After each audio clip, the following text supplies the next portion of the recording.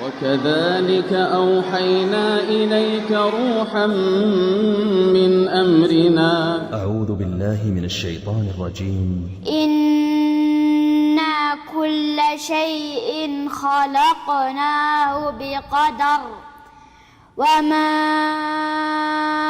أمرنا إلا واحدة كلمح بالبصر ولقد أهلكنا أشياعكم فهل من مدكر وكل شيء فعلوه في الزبر وكل صغير وكبير مستطر إن المتقين في جنات ونهر في مقعد صدق عند مليك مقتدر.